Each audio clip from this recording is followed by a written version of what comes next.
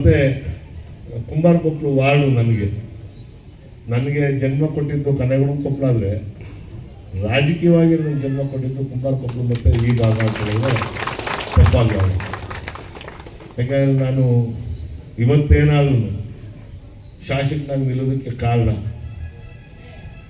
ಮೊದಲನೇ ಮೆಟ್ಲಾಗಿದ್ದು ಕುಂಬಾರಕೊಪ್ಪಲು.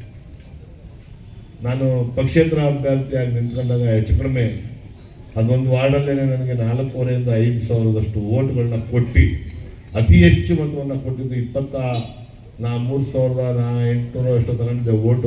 ಅದರಲ್ಲಿ ಅತಿ ಹೆಚ್ಚು ಮತವನ್ನು 5,000 ಓಟು ಬಂದಿದ್ದೆ ವಾರ್ಡ್ ನಂಬರ್ 5ರಲ್ಲಿ ಅಂತ ಹೇಳಿದ್ರೆ ತಪ್ಪಾಗ್ತದೆ. ಅದಾದ ನಂತರ ವಾರ್ಡ್ ನಂಬರ್ 4ರಲ್ಲೂ ಬಂತು. ಅದೇ ರೀತಿ ಎಲ್ಲ ವಾರ್ಡಲ್ಲೂ ನನಗೆ ಮತ ಸಿಕ್ತು. ಪಕ್ಷೇತರ ಅಭ್ಯರ್ಥಿ ನಿಂತಾಗ ಒಂದು ಬೂತಲ್ಲೂ 50 ಓಟ್ಗಿಂತ ಕಡಿಮೆ ಯಾವುದೂ ಇರಲಿಲ್ಲ ನನಗೆ 224 ಬೂತ್ಗಳಲ್ಲಿ.